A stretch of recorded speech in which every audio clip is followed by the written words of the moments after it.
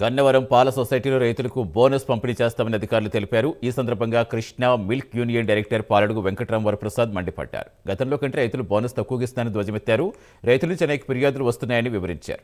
అలాగే యాడ్స్ ఇవ్వడం కంటే పాల ధరలు పెంచితే ఎంతో ఉపయోగపడుతుందని అభిప్రాయపడ్డారు. 67,000 రూపాయలు బోనస్గా రైతులకు పంచడం జరుగుతుంది. అదే క్రమంలో ఈ బోనస్ పంపిణీ క్రమంలో రైతుల నుంచి అనేక రకాలైనటువంటి కంప్లైంట్స్ వస్తూ ఉన్నాయి.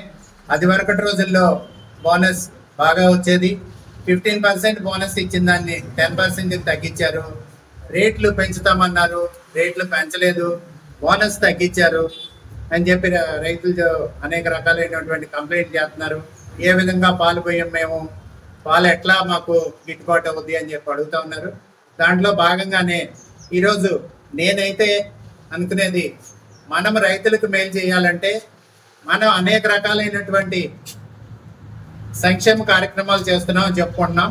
అట్లాగే మీడియాలో కానివ్వండి, యూట్యూబ్లో కానివ్వండి, పేపర్లో కానివ్వండి, కొన్ని లక్షలు రూపాయలు ఖర్చు పెట్టి యాడ్స్ ఇవన్నీ కూడా రీల్స్ కూడా చేసి పంపిస్తున్నటువంటి పరిస్థితి.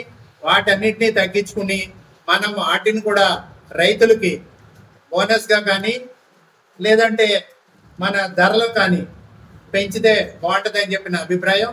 అట్లాగే మనం కొన్ని రీల్స్ చేసి పంపిస్తున్నాం. ఆ రీల్స్ చూసుకుని కూడా జనం నవ్వుకుంటున్నారు.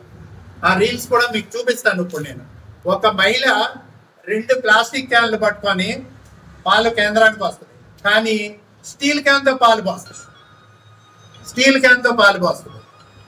ఇట్లాంటివి కూడా చూసి రైతులతో పాటు ఇది ఇట్లా ఉందా కృష్ణా మిల్క్ యూనియన్ అని చెప్పి నవ్వుకుంటా ఉన్నారు.